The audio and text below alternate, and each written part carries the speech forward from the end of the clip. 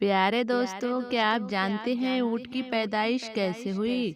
ऊँट सांप क्यों खाता है? ऊँट सांप निगलकर प्यास लगने के बावजूद पानी क्यों नहीं पीता? ऊँट की आंखों में आने वाले आंसू किस काम के लिए इस्तेमाल किए जाते हैं? ऊँट का गोश्त खाने के बाद वुज़ू करना क्यों जरूरी है? ऊँट के बारे में नमाज पढ़ने से क्यों मना किया गया है? आज की इस वीडियो में हम आपको इन सब सवालों के जवाब देने वाले हैं। इससे आपको बहुत बड़ी सीख मिलने वाली है। लेकिन वीडियो में आगे बढ़ने से पहले अगर आपने अभी तक लाइक नहीं किया है तो एक लाइक ज़रूर कर दें। प्यारे इस्लामिक दोस्तों, ऊँट का हदीस शरीफ में भी तज़किरा मौजूद है कि हर एक ऊँट की गुहान पर एक शैतान होता है। जब तुम इस पर सवार हो तो अल्लाह का नाम लो, बस तुम इसकी खिदमत करो। बेशक अल्लाह पाक ने ही ये सवारी दी है। एक और हदीस में है जिसका मफहूम है ऊँट शयातीन से पैदा किए गए हैं और हर ऊँट के पीछे एक शैतान होता है। हुजूर नबी रहमत सल्लल्लाहु ताला अलैहि वसल्लम ने इरशाद फरमाया, हर एक ऊँट की कोहान पर एक शैतान होता है। जब ऊँट पर सवार हो तो अल्लाह का नाम लो और अपने कामों में कोई कोताही ना करो। प्यारे दोस्तों, ऊँट का शुमार दुनिया में पाए जाने वाले कदीम जानवरों में होता है और सदियों से ऊँट इंसान की खिदमत करता चला आ रहा है। ऊँट सवारी, बुर्दबारी और बतौर गोश्त खुराक के तौर पर इस्तेमाल होता है।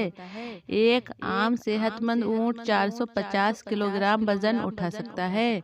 ऊँट के बालों से कीमती कपड़ा बनाया जाता है और इसकी खाल से चमड़े की बेशुमार चीजें तैयार की जाती हैं।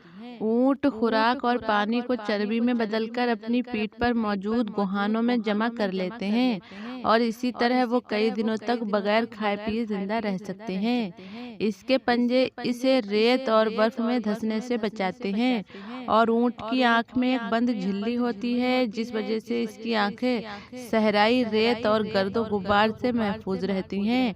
प्यारे इस्लामिक दोस्तों, जब रेत के तूफान आते हैं तो इनके नथने बंद हो जाते हैं ताकि इनके अंदर रेत ना जा सके। ऊँट की नाक के नथने सामने से सीधे नहीं होते बल्कि तिरछे होते हैं। इसी वजह से खुले नथनों में भी रेत जमा नहीं हो सकती। ऊँट को सहराई जहाज या रेगिस्तान का जहाज कहा जाता है। ऊँट की दो अक़साम ज्यादा मशहूर हैं। पहली किस्म वो है जिनकी एक गुहान होती है, दूसरे नंबर पर वो हैं जिनकी दो गुहान होती हैं। ऊँट 40 मील घंटा की रफ्तार से दौड़ सकता है। इसके ऊपर वाले होठ दरमियानी से कटे होते हैं, यानी दो हिस्सों में तकसीम होते हैं और ये उन होठों को ऊपर नीचे हरकत दे सकता है। ऊँट के होठों पर गद्दीनुमा खाल होती है जिस पर छोटे छोटे बाल होते हैं जिनकी मदद से ये अपने होठों को कांटों से महफूज रखता है। ऊँट कांटेदार पेड़ों को बड़े मजे से खाता है क्योंकि इसकी अंतड़ियां मजबूत होती है। ऊँट हर उस घास फूस को खा लेता है जिनको दूसरे जानवर नहीं खा पाते। माहिरीन ने इस बात का दावा किया है कि ऊँट 3 मिनट में 200 लीटर पानी पी सकता है। इतनी तेजी से, इतनी ज्यादा मिकदार में कोई और जानवर पानी पीने की सहालियत नहीं रखता। प्यारे इस्लामिक दोस्तों, हजरत जाबिर बयान करते हैं, मैं नबी करीम हुजूर पाक सल्लल्लाहु ताला अलैहि वसल्लम की खिदमत में हाजिर था।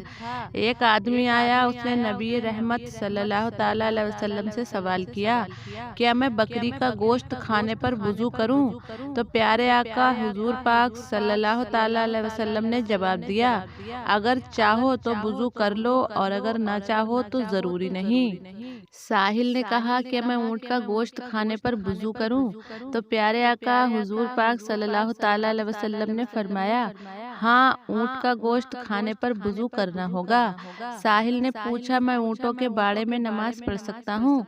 तो फरमाया, नहीं, ऊँटों के बाड़ों में नमाज नहीं पढ़ सकते। तब उसने सवाल किया, क्या मैं बकरियों के बाड़े में नमाज पढ़ सकता हूँ?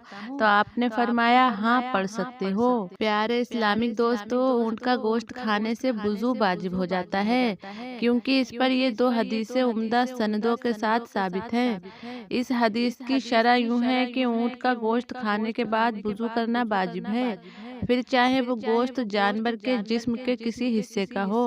ناقص وضو ہے، مگر ہر حلال جانور کا گوشت ناقص وضو نہیں ہوتا۔ پیارے اسلامک دوستوں، اونٹ کو ایک بیماری لگتی ہے جس کا نام حیام ہے۔ بعض ڈاکٹرز کے مطابق اس بیماری کا علاج سانپ کو زندہ نگلنا ہے۔ یہ بھی کہا جاتا ہے کہ اونٹ سانپ کو کھا لیتا ہے، جس کے زہر کی وجہ سے اس کو بہت تیز پیاس لگتی ہے، جس وجہ سے اونٹ ایک ہی سانس میں بہت زیادہ پانی پی لیتا ہے، مگر پھر بھی اس کی پیاس نہیں بجھتی۔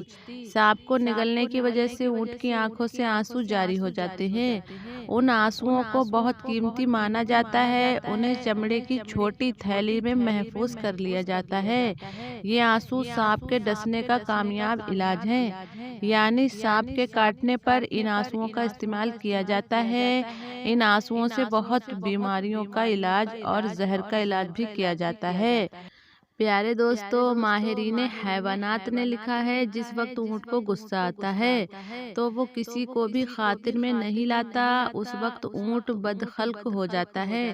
اونٹ کے منہ سے سرخ لال نکلتی ہے، یہ اسے اپنے پیٹ سے نکال کر پھونک مارنے لگتا ہے اور بلبلانے لگتا ہے اور اس کے منہ سے جھاگ نکلنے لگتے ہیں۔ اس طرح غصے کی حالت میں یہ کھانا پینا چھوڑ دیتا ہے۔ اونٹ سب سے زیادہ بغض کینہ رکھنے والا جانور ہے، مگر اسی کے ساتھ ساتھ اس میں صبر و تحمل اور دوسروں پر حملہ کرنے کی صلاحیت بھی موجود ہوتی ہے۔ پیارے اسلامک دوستو، اونٹ کے بدن میں پتا نہیں ہوتا، شاید اسی لیے اس کے اندر صبر و تحمل کی بے پناہ قوت ہوتی ہے۔ پیارے اسلامک دوستو، اونٹ کے اندر نہایت ہی اطاعت اور فرما برداری کا جذبہ ہوتا ہے۔ اس کی فرما برداری کا یہ عالم ہے کہ اگر کوئی چوہیا اس کی نکیل دبا کر جہاں لے جانا چاہے آسانی کے ساتھ لے جا سکتی ہے، کیونکہ یہ اطاعت سے کبھی رو گردنی نہیں کرتا۔ اونٹ کے جگر میں عجیب و غریب چیز پائی جاتی ہے جو پتا کی طرح ہوتی ہے، غالباً وہ ایک قسم کی خال ہوتی ہے جس میں لعاب لگا ہوتا ہے۔ ڈاکٹرز کے مطابق اس خال کا یہ فائدہ ہے کہ اگر اسے بطور سرما استعمال کیا جائے تو آنکھوں پر نکلنے والے دانے ختم ہو جاتے ہیں۔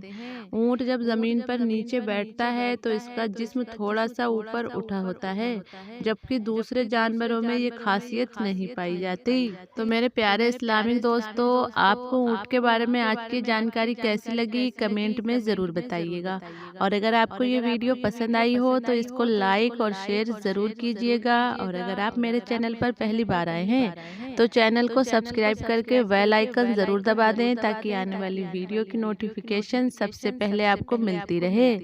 تو ملتے ہیں ایک اور ویڈیو کے ساتھ، تب تک کے لیے السلام علیکم، اللہ حافظ۔